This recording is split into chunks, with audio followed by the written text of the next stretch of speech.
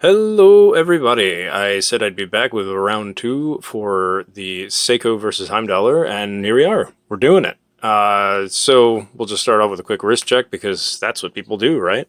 I have the Aragon Meteorite NH35A. This was 200 on Aragon's website. It's pretty freaking awesome. You guys check it out if you're not familiar with them. Okay, so what do we have in front of us here? We have a whole bunch of Seikos and the Heimdallr Monster. So you might be wondering, why in the hell do I have all these Seikos up here if what we're doing is looking at the Heimdallr Monster?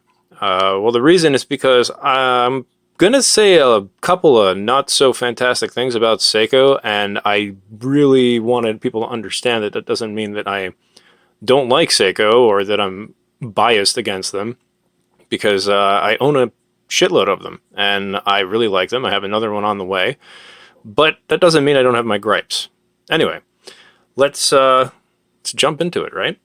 So the first thing we're actually going to do is look at my first generation Orange Monster. Now, this is pretty old. Got it quite a long time ago, and if we look at it here, we can see it's pretty beat to hell.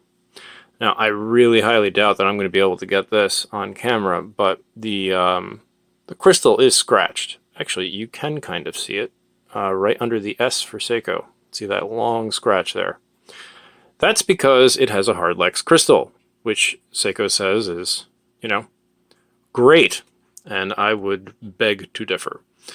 Let's pull this off of here. Okay, so what do we have?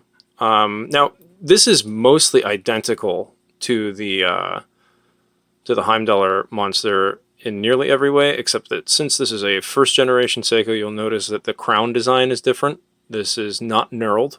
In addition to that, the actual indices on the dial are of a different design. But case-wise, and that's what we're going to mostly be looking at, it is nearly identical. So the main differences are the Heimdallr Monster does not have the Seiko dive extension. So let's pop that out. And there we go. So this is my absolutely filthy Seiko dive extension. I wear this pretty often to work. That's why it gets so beat up. I don't really use that dive extension. I like that it's there, but like I said, I really don't make much use of it. Okay, so let's take a look at how the bezel actually moves and sounds. It's pretty quiet. There's not a lot of tension to lock itself in its position. It's very soft, and it always was soft. This is not something that's happened as a result of time. You can hear it's definitely not loud. In addition to that, it really has a difficult time finding its position. Again, this was always like that. This is not a product of age. Okay, so let's just put these side by side for a moment, because I want to show you guys something I found kind of interesting. So here we go, side by side, right? If you notice the cuts on the casing of the Heimdallr versus the Seiko, the cuts on the case of the Heimdallr are more precise. What do I mean by that? If we look at the side of the case here, let's look at the way that the actual case is designed. That's a good example. Do you see how the part on the top of this bezel, where your fingers would go, how if you look at it, right here and here, it's doesn't match the bottom. It does not match the bottom. So if you look, these lines don't line up. I'm a sucker for details. And when I say I'm a sucker for details, I mean I'm completely anal about things like that. Now, this never really bothered me before because I was just like, oh, this is the Seiko Monster. This is how it's designed. That's fine. You know, no big deal.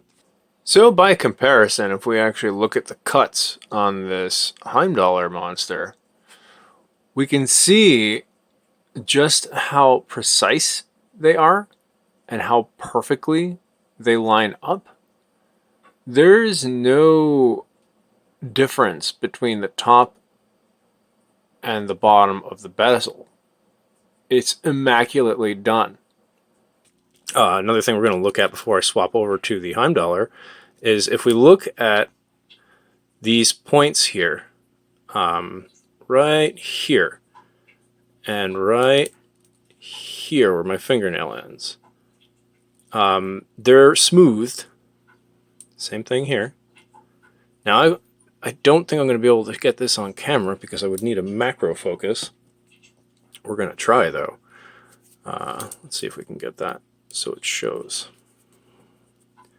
So, if we look at that part where it's smoothed, right here, you can actually see the grind marks in the case where they ground down that edge to make it a little smoother. Now, I know why they did it. They didn't want it to be sharp. I actually I never noticed that before, and now that I do, it's somewhat annoying that it's there, because if we look at the Heimdallr version, they didn't do that. Okay, those markings aren't there because they didn't actually smooth down those edges. Now, what does that mean? Well, if you remember the last video where I said there were no sharp edges, I lied, not on purpose. I just didn't notice it at first. They're sharp. They are sharp. But quite honestly, you're really not going to be touching these like this, because why would you? So the fact that they're sharp, to me, is in this case actually a bit secondary to the fact that they look better. Because 99% of the time, you're not feeling up your watch. You're looking at it. You're admiring it from a distance, and you want to see cool little details, and you want it to look badass. And those sharp edges in that specific location, they look badass. I like it better. I like it better than the smooth version because if I have the dial moved, or, I'm sorry, the bezel moved, then I'm not going to see those grains and those brush marks from where it was attempted to be smoothed out. I guess what I'm saying is it doesn't bother me that that's a sharp edge. It might bother you. That's your decision. Another sharp edge while we're on the topic, if we take a look at the clasp right in this position here, this and this, kind of sharp. Now, it's something that you can't just take down with a file or a little bit of sandpaper. It's really not the end of the world. It's nothing that you're actually going to see from the top of the watch. So if you're a bit sloppy with your sandpaper, it really doesn't matter. But it's also really easy to get it right with some Scotch-Brite. So the other thing that I did notice on this watch, because I've been wearing it for the past week and a half or so, is the loom pip, which sticks out like a sore nipple. I'm not a fan. That is the only thing on this watch that I'm literally not a fan of at all. Oh, so hard to get that on camera. We're going to keep trying, though, just so we can see it. That's almost it. There, you can see it with the light hitting it. It sticks out a lot. And because it sticks out so much, it actually almost has like a bit of a sharp feel to it. It's kind of hard to explain.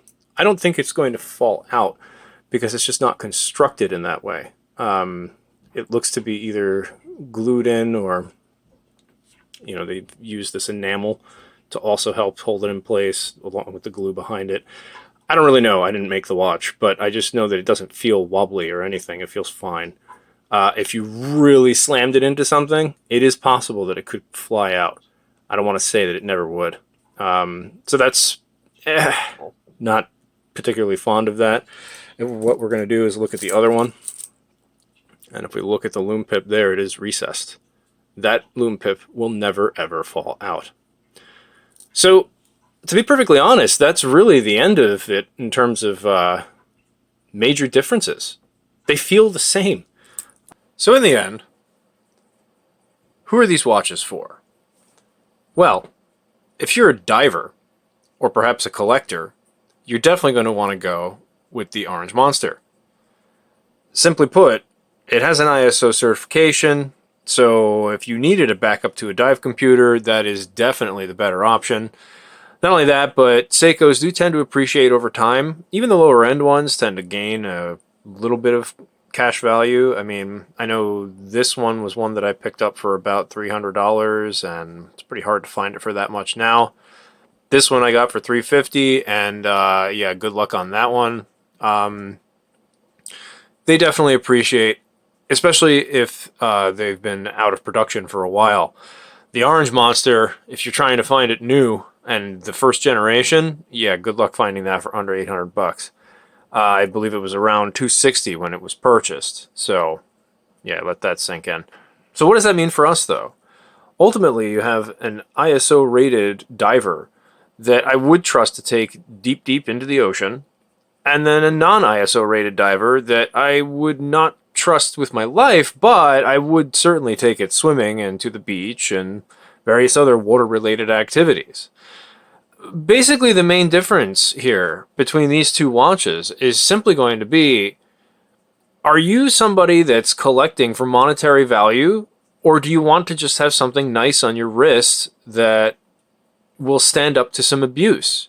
The sapphire crystal that's on the Heimdallr is going to be much more resilient to scratching and daily abuse than the Seiko Monster.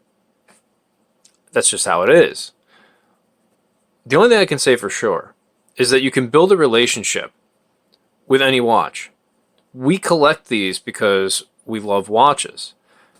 This is one that was purchased for me as a gift.